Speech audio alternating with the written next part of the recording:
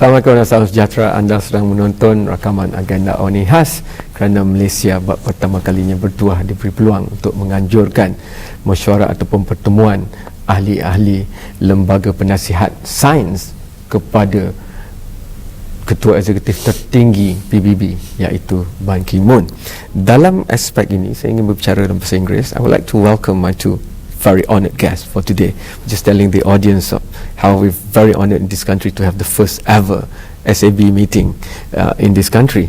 And nearest to me is Dr. Tanya Abrahamsa from South Africa. You are the CEO of South African National Biodiversity Institute member, Future Earth Transition Team. But you know, if I read your bio, you've been many things. You've overseen tourism for South Africa. You look at empowerment of communities. I'll come back to that.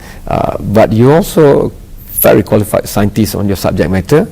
And then, of course, I do have Professor Abdullah Dar. Thank you so much for making time. There's a lot of things to say about you, but you are the Professor of Public Health Sciences and of Surgery, University of Toronto, apart from other hats that you wear.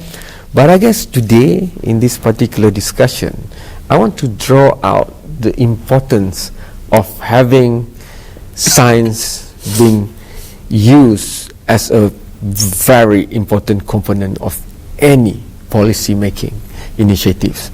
And we do know that this is 2015, there's the Millennium Development Goals before, but what's post 2015, since it's ending soon in terms of time. So what have we learned from the MDGs that we can bring forward to SDGs? However, at the grassroots level, how many people even care that MDG is coming to an end, for example, because in their daily life it doesn't appear to them as this is MDG, but it might be concretely inside the MDG initiative. So if we were moving forward for the SDGs, I want to start with you coming into the picture of the importance of science in policy, but through the transition from MDGs going toward the Sustainable Development Goals for post-2015. If you can start. Well, the Millennium Development Goals were interesting. It's like the first time that that the UN pulled together a kind of vision for the globe about what we want to have as a people. And so it was a major achievement. But it had its naturally, first time pioneer approach. It had its shortcomings. It was, and it's not being abandoned. It is really the matters that arose through the Millennium Development Goals still pertain. But I think there was a general view that development is broader, that it is in the social sphere, in the economic sphere, in the political sphere, in the cultural sphere, and that it needs a more complex look. And that's what the Sustainable Development Goals are doing. I mean, one of the things we also want to do is be very clear about what it is we want to achieve in each of those goals. Okay. And for me, and I'm sure Professor Dar's as additional views, for me, one of the things we must ride on the surf of a wave, or the wave of a surf, is the information technology revolution. Okay. It is the fastest moving sector. Yeah. It touches the hearts of 11-year-olds and 90-year-olds, as you know. Yes. It's in languages of all over the country. It is amazingly innovative and amazingly able to contact people that normally we couldn't. I mean, in South Africa, for example, everybody has got a cell phone. We almost have everybody with internet access because of the spread of cell phone technology.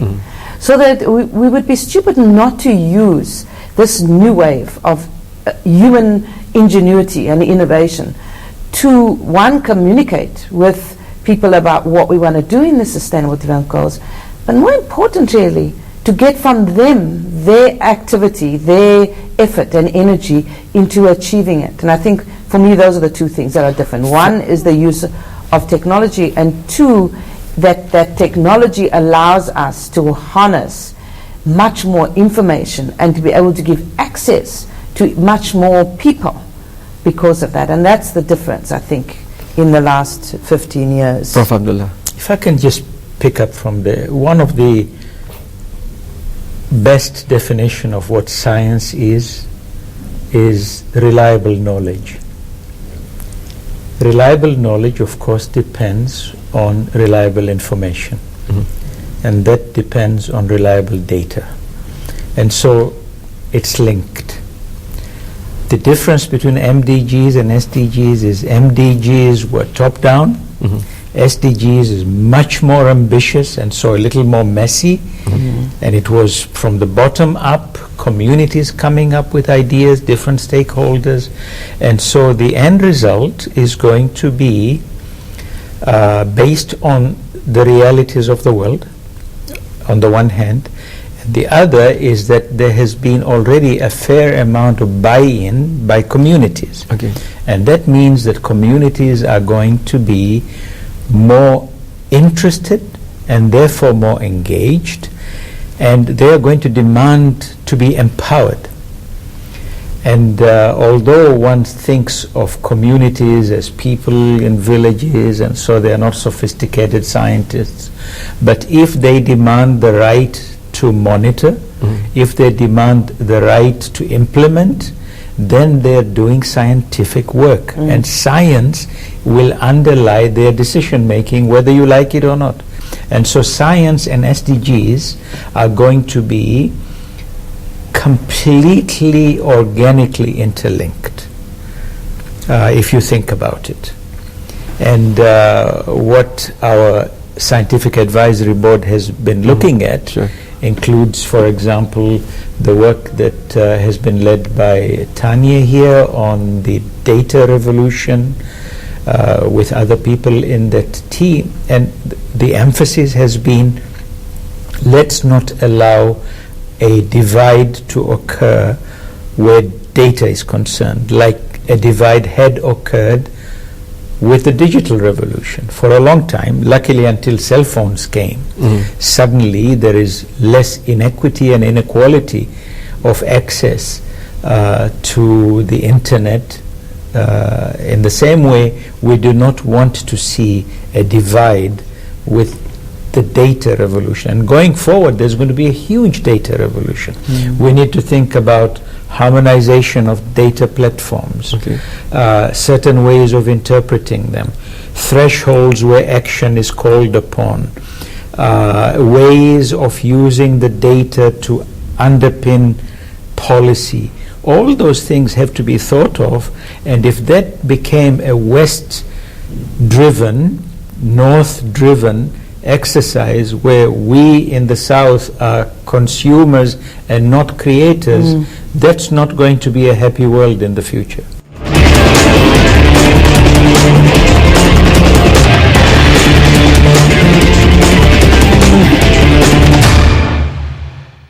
Though ASEAN will provide a unique platform and promote intra-ASEAN tourism by world-class infrastructure.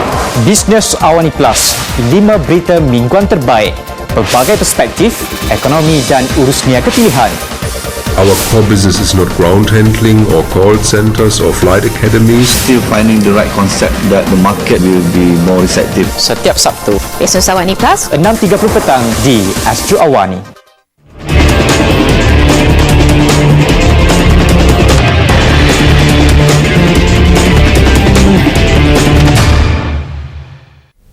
Hi, you are still watching a special recording of Agenda Awani. The world is facing a lot of complex challenges, but we have to rise to meet them, and science is a very important component of what we do.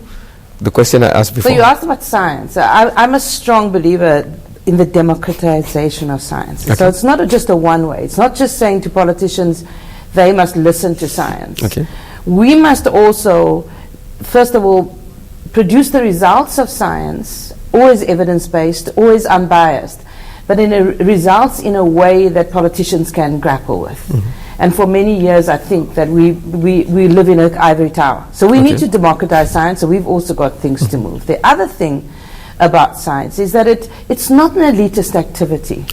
And that science and basic science, if you would want to call it, a science approach, a spirit of science that needs to be inculcated from primary school to high school to university, that all of us can do science, and that we can develop citizen science who understand the notion or develop the notions of unbiased research and evidence-based research. And it is possible.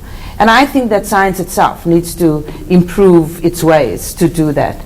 That when you have an informed society who understands the notion of unbiased information, evidence-based information, then I think policy and approaches will gradually be better, because it will be based on what you see, how you've measured, all the aspects of science. For that to happen, So I think for me, we have an elitist view about who a scientist is and what a scientist does. And I think that will be, for all of us, we need to see how we can just grow the numbers of ordinary people who do science. is it also about outcomes? If science or scientific communities can come to answer the needs of now, for example, mitigation of disaster, finding a missing plane, even if we don't find them, we trust that this is the best science that we have around and is being utilized to find these answers. At least I think that's been one of the problems that we also must look at as a science community, that we don't share information, that there's information out there that can be shared, and only when they're coordinated and shared will you overcome some of those issues.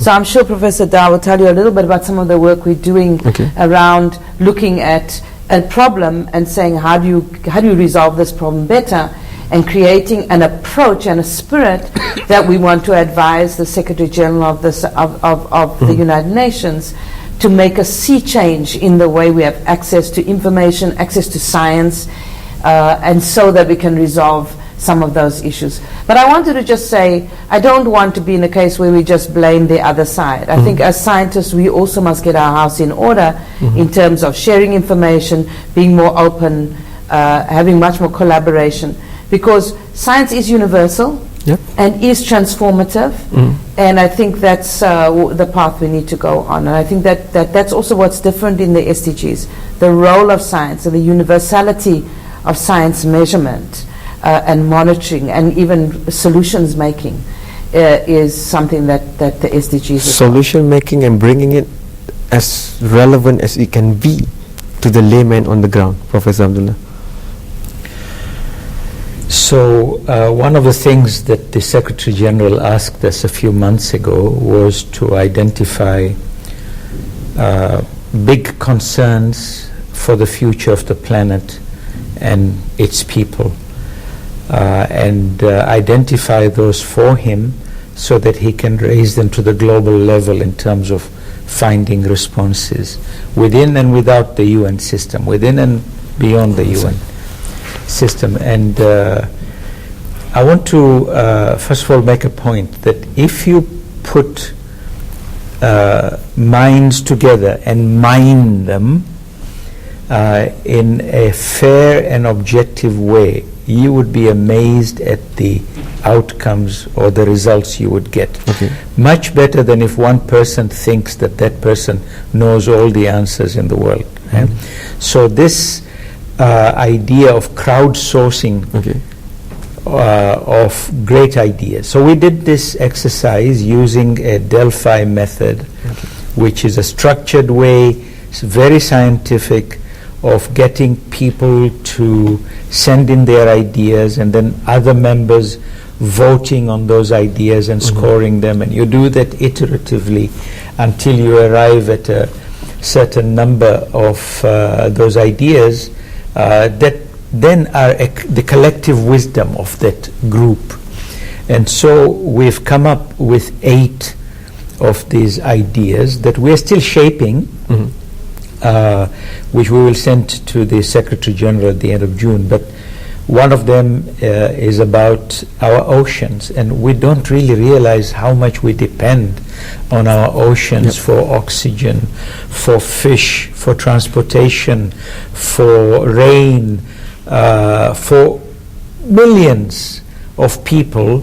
They are directly dependent on oceans, and millions of people indirectly dependent on oceans. And the question is, going forward, how do you want to look after those oceans and create what's known as a blue economy in a responsible and sustainable way? So that's one of the ideas. The others, I won't go into detail, But biodiversity is a big subject now.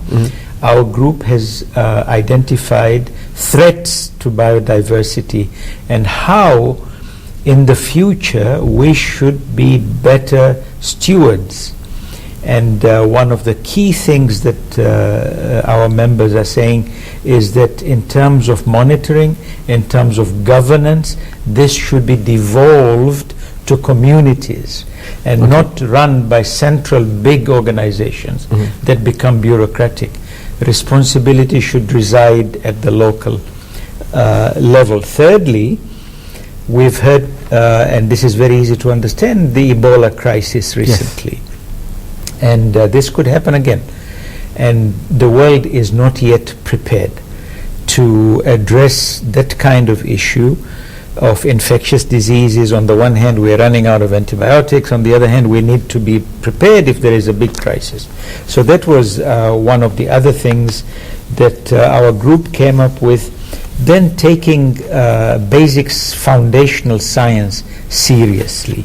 So a lot of countries do science and technology, but not foundational science as well as others. And our group is saying that in order for sustainable development to be driven by all the countries of the world, we need to invest in foundational science. And then just one word with each of the others. Sure. We need to have better predictive models for tsunamis, for example. We need to change the fossil fuel paradigm and think about emissions-free technologies. We have the technology and the money to make every human being have access to clean water, but it's still not happening. It's a shame on us. We need to sort that out. And finally, the world is consuming resources very inequitably and putting carbon dioxide into the atmosphere very inequitably. And we need to think about how we can improve that.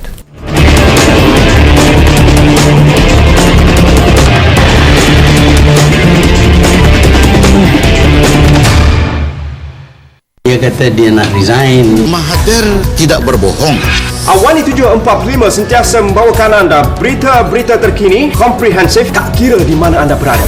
The immediate one, we may consider taking them in between Indonesia and Malaysia. We are not a destination country, right? We are transiting country. So you'll take them in and put them in a place? Temporarily. Kalau ada maklumat-maklumat yang boleh membantu pasukan keselamatan, bekerjasama dengan kami. Awani 745, The Astro Awani. It's a new project. True intelligence, a machine that can think and feel. Can't be. What in the name of the Lord? He's going to be removed. Destroy that robot. Burn it to ash. Want to live? You want to survive, Chappie must fight.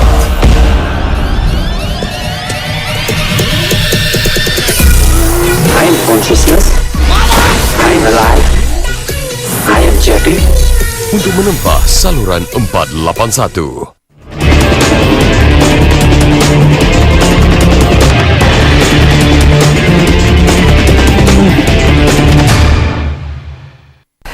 I think that, first of all, the Science Advisory Board is not only just natural scientists or medical scientists or physicists or engineers.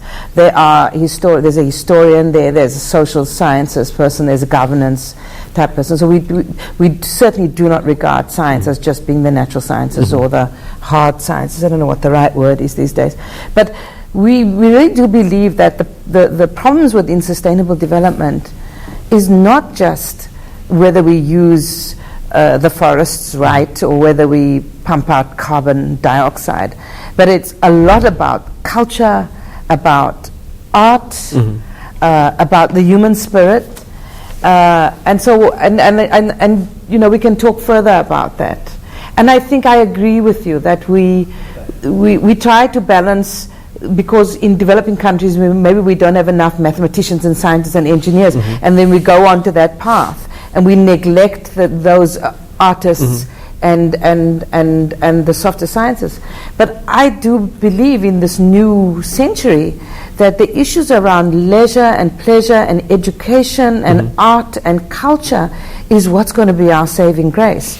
And so it's a difficult concept to grapple with, but I do believe that. Can you give us, because I personally haven't experienced a balance of discussion where we have the natural sciences and the other side together. But I'm sure in the SAB meets, you have experienced that when you discuss all at one time. Yes, and can we you do. please We share, are- how do you do that? Because that covers almost the entire range of the power of humanity. You know, we just have to multitask. This is a complex world. Yes. You know, you've got IT growth. You've got Google. You've got all sorts of things impounding on you. You still want to keep family together. You still want to have social cohesion. You still want to deal with different groupings of people.